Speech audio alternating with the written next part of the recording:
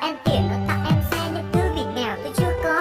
Tôi chỉ có một vài khúc nhạc cùng những lời rap trong đêm thâu, cũng chẳng cho em cả hồn bọt khói như lên sẵn quẩy Vina House. Cũng vì tôi còn nghèo khi mẹ cha tôi còn cực khổ, biết lấy gì đây để níu tay em khi làn da tôi màu nắng đổ. Ngày mai kia em ra chồng, em trở thành cô dâu mới, tôi lại quay bước ngoài trời đổ mưa ướt đẫm trên tay tấm thiệp mời. Mình chia tay rồi đấy, lỗi là tại anh nghèo. Mình chia tay rồi đấy, tôi đâu có gì để em theo. Ở ngoài kia còn sương còn gió đang vây kín lên thân tôi, ở nơi này em cùng với nó say đắm với nụ cười trên môi. Lỗi là tại anh nghèo, không cho em niềm hạnh phúc. Lỗi là tại anh nghèo, chỉ cho được em niềm hy vọng.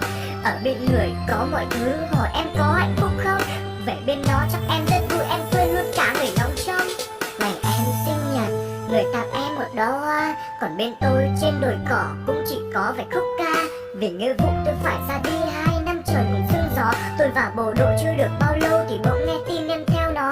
Thật buồn cười vậy chứ, tao có giống con bò không? Nó mới quen em được vài 3 tháng em đã cho nó ăn xỏ lông. Nó lên phây, nó đẹp trai, nó là bad boy lạnh lùng, còn anh mỗi lần anh lên sân khấu nhìn anh giống như một thằng khủng. Gió lại về rồi đấy, mùa đông năm nay lại lạnh hơn, em về bên ấy em có được vui, còn tôi đang lạnh buốt từng cơn. Phận tôi nghèo vậy đấy, tôi chỉ có vậy thôi, còn em thương tôi như vậy đấy, cũng vì danh phận mà bỏ tôi.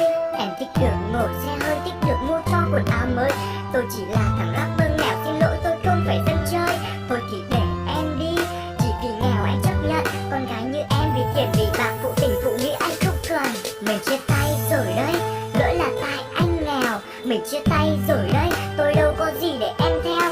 Ở ngoài kia còn sương còn gió đang vây kín lên thân tôi, ở nơi này em cùng với nó say đắm với nụ cười trên môi. Lỗi là tại anh nghèo, không cho em niềm hạnh phúc. Lỗi là tại anh nghèo, chỉ cho được em niềm hy vọng.